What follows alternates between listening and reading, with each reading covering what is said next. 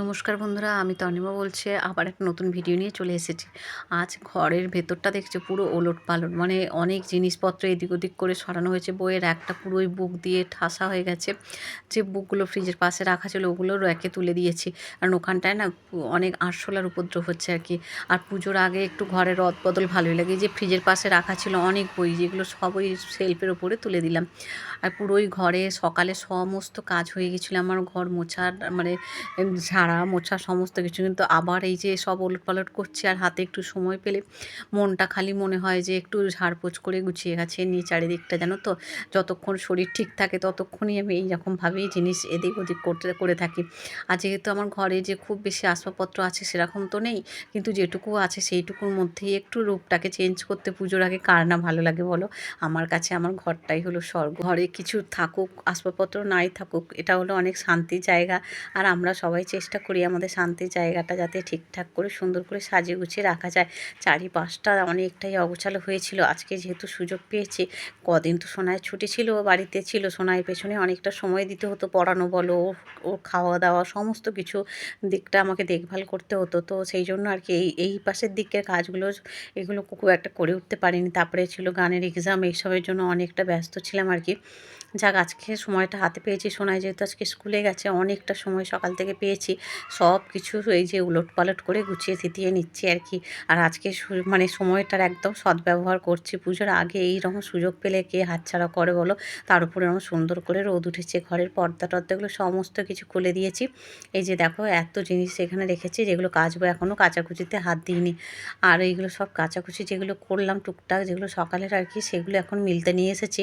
আর বড় বড়গুলো ওগুলো আবার একটু পরে কাচবো।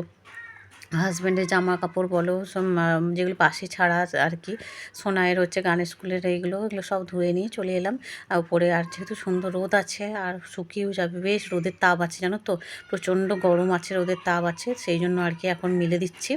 এরপরে ওগুলো কাচাকুচি করে নিয়ে যখন আসবো তখন আবার হয়তো একটু উল্টে পাল্টে দিলেই শুকিয়ে যাবে। ভিডিওটা তো শুরু করে দিয়েছি বেশ কিছুক্ষণ আগে। তোমাদের কাছে একটা রিকোয়েস্ট রইল, যারা আমার ভিডিওটা দেখছো তোমরা অবশ্যই একটা লাইক দিয়ে দেখো বন্ধুরা। আর কারণ তোমাদের একটা লাইক আমার নতুন ভিডিও বানাতে অনেক অনেক উৎসাহিত করে। যারা নতুন আমাকে দেখছো তারা অবশ্যই আমার চ্যানেলটা সাবস্ক্রাইব করে পাশের বেল বাটনটা অল করে রেখো। আর আমাকে সাপোর্ট করে যা পুরাতন বন্ধুদের অসংখ্য অসংখ্য ধন্যবাদ আমার পাশে থাকার জন্য। দেখো এই যে এগুলো সব মিলে দিলাম। আর একটু আস্তে আস্তেই মিলছে, কারণ এক নাগাড়ে একটানা অনেকটা কাজ করার পর না একটু ক্লান্তি তো আসেই বলো এই গরমের মধ্যে। আর আজকে হচ্ছে সকাল থেকে উঠে নিচের ঘরদোর সব ঝাঁট দিয়ে, সিঁড়ি টিড়িগুলো পুরো ঝাঁট টাট সমস্ত দিয়ে, বাইরে হচ্ছে যে আমাদের বাথরুমটা আছে সেটা একটু ঝাঁট টাট দিয়ে একটু ভালো করে জল টল দিয়ে পরিষ্কার করে নিলাম। কারণ এইগুলো না মাঝে মাঝে করতেই হয়। তার উপর হচ্ছে পুজোর আগে তো সেইগুলো আমরা মানে করেই থাকি, হাজব্যান্ড করে, আর আমিও যখন সুযোগ পাই আমিও তখন করে নিই। আজকে যেমন আমার হাতে অনেকটা টাইম আছে, রান্নাবান্না সবই হয়ে গেছে, তো আজকে করে নিলাম। আর তোমাদের কি বলো তো, এখানে বলছি আর বসিয়ে সোয়াবিনের তরকারি করবো বলে সোয়াবিনটা বসিয়েছিলাম। আর সেখানে দেখছি যে জলটা একদম শুকিয়ে গেছে, আমি তো ছাদে জামা কাপড় মিলতে এসেছিলাম, দেখছি সোয়াবিনগুলো পুরো মানে সেই জল শুকিয়ে একদম ধরে গেছে, ওগুলো আর করা যাবে না। আর ছাদে যখন এলাম গাছগুলোকেও একটু দেখিয়ে নিলাম, কি সুন্দর ফুল ফুটেছে দেখেছো অ্যালামন্ডাটা। আর আমি যত দেখি না চোখটা যেন খালি জুড়িয়েই যায়, এত সুন্দর হলুদের রঙটা কি মিষ্টি লাগে।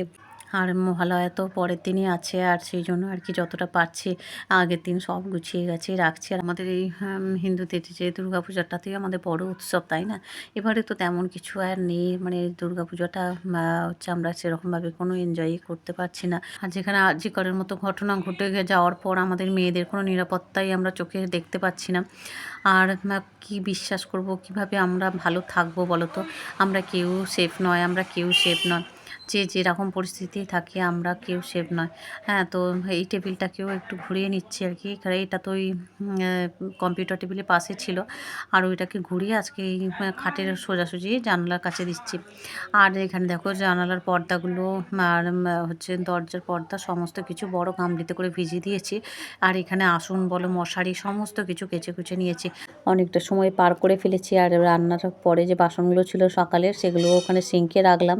আর এদিকে আবার আবার নতুন করে সয়াবিনটাকে একটু জলে ভিজিয়ে রেখেছিলাম, আদা কাঁচা লঙ্কা দিয়ে ভালো করে কষিয়ে নিচ্ছি। এরপরে একটু জিরে গুঁড়ো দেবো, দিয়ে আর তারপরে ভালো করে ফুটে গেলে নামিয়ে দেবো। তো এই তরকারিটা সোনাই বিশেষ ভালোবাসে, তো সেই জন্য। আর এদিকে মশারিটাও কেচে নিয়েছি, যেহেতু এই ঘরের সমস্ত জিনিসপত্র আজকে পরিষ্কার করলাম, মশারিটা কেচে নিলাম। আর একদিন এরপরে মহালয়াটা কেটে যাক, তারপরে হচ্ছে আমি পাখাগুলো পরিষ্কার করে নেবো। একদিন নিলেই মোটামুটি অনেকটা হয়ে যাবে আর কি। আর দেখো প্রচুরই কিছু কাচাকুচি বেরিয়েছে, তো সেগুলো একেবারে কেচে ধুয়ে সব দিয়ে দিলাম ছাদে।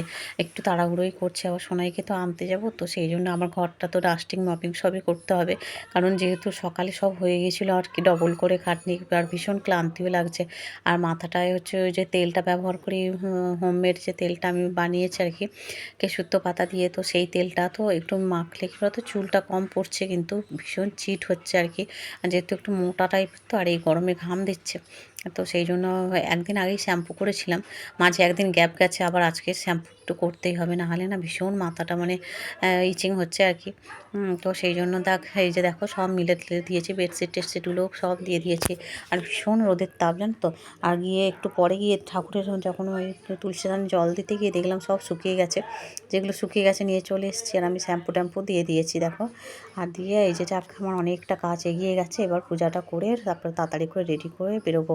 আর এই যে দেখো সমস্ত ফুল দিয়ে সুন্দর করে সাজিয়ে দিয়েছি। সংসারে দেখতে গেলে আমি, হাজব্যান্ড আর আমার সোনাই, কিন্তু আমার এই যে গোপাল সোনারা, আমার গোপাল সোনাদেরও পরিচর্যা, ওদের সেবা যত্ন আমার সোনাইয়ের মতো কোনো কিছুতেই আমি ঘাটতি রাখি না আর কি। আমার সাধ্য মতো আমি সেবা দেওয়ার চেষ্টা করি আর কি। আর সকাল থেকে উঠে সোনাইকে যখন রেডি করি, খাবার দিই, গোপাল সোনাদেরও তাই, দুপুরে স্নান করানো, খাবার দেওয়া, তারপরে আমি সোনাইকে আনতে বেরোই।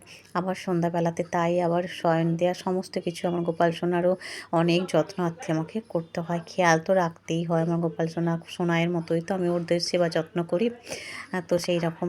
আর সোনাইকে নিয়ে চলে এলাম। আজকে অনেকক্ষণ দাঁড়াতে হয়েছিল জানো তো, কারণ আজকে ট্রেনটা, আজকে আমরা যেহেতু একটু অটোয় করে ভেতরের রাস্তা দিয়ে চলে এসেছিলাম, আর আগের ট্রেনটা তো পাইনি, পরের ট্রেনটা অনেকটা লেট ছিল আর কি। তো সেই জন্য যেহেতু স্নান করে স্কুলে গিয়েছিল, তো সেই জন্য আর কি সোনাইকে স্নান আর করাই না, এসে হাত পা ধুইয়ে খেতে বসাই। ফ্রেন্ডস, আজকে রান্না করেছি হচ্ছে, আজকে প্রচণ্ড গরম, দেখছো তো চোখ মুখের অবস্থা, এই মুখ ধুচ্ছি এই ভিজে যাচ্ছে। সোনাই কাছে কেমন গরম, মা কষ্ট পেয়েছো না? বলে দাও, তোমার স্কুলে শরীরটা খারাপ হয়েছিল, খুব শরীর খারাপ লাগছে।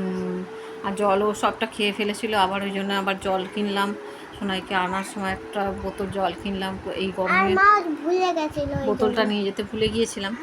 আর আজকে প্রচুর কাচাকুচি করেছি, সব অনেকটা শুকিয়ে গেছে, ছাদে দু একটা আছে, মশারি টশারিগুলো নেব।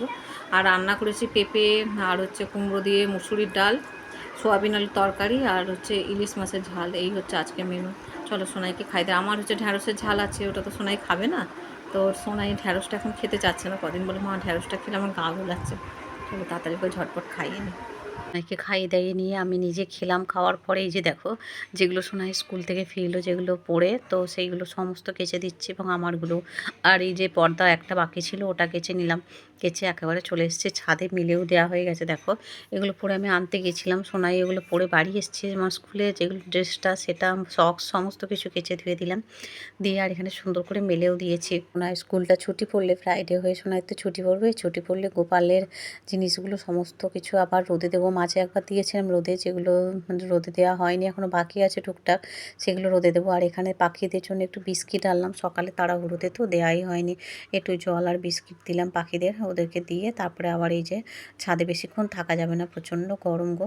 আর পাখিগুলো তো গরমে ভীষণ কষ্ট পায়, পাখিদের দিয়ে তারপর নিচে এসেছিলাম, এসে সোনাইকে জল খাইয়ে ফল খাইয়ে শুয়ে গিয়েছিলাম। তারপরে হুড়মুড়িয়ে বৃষ্টি নামলো জানো তো, তাড়াতাড়ি ছুটিয়ে গিয়ে জামা কাপড়গুলো তুলে রাখলাম, ওয়েদারটা খুবই খারাপ হয়ে গিয়েছিলো। আবার একটু রেস্ট নিয়েছিলাম, সন্ধ্যাবেলায় এই যে সন্ধ্যা নিবেদন হয়ে গেল, একটু চা আর বিস্কিট নিলাম। সারাদিন আজকে তো অনেক খাটাখুনি গেছে, একটু ঘুমোলাম, ঘুম থেকে উঠে আর এই যে একটা বিস্কিট নিয়ে নিয়েছি। আমরা ছোটোবেলায় এই বিস্কিটগুলো খুব খেতাম আর কি, এগুলোকে সে কেউ কেউ আবার নেড়ো বিস্কুটও বলতো ছোটোবেলায়, তখন আমার ঠাকুমারা বলতো নেড়ো বিস্কুট। হ্যাঁ, চাটা খেয়ে নিয়ে গোপাল সোনাকে শয়নে দেবো। আর দেখতে দেখতে ভিডিওর একদম শেষ পর্যায়ে চলে এসেছি, আজকে অনেক খাটাখাটনি হয়েছে তো। আর এখানে রাধারানীকে, গোপাল সোনাকে এবং রাধাকৃষ্ণকে শয়নে দিয়েছি। আজকের মতো তোমাদের এই পর্যন্তই ভিডিওটা রাখলাম, সবাই ভালো থেকো, পরের দিন দেখা হচ্ছে নতুন ভিডিওর সাথে।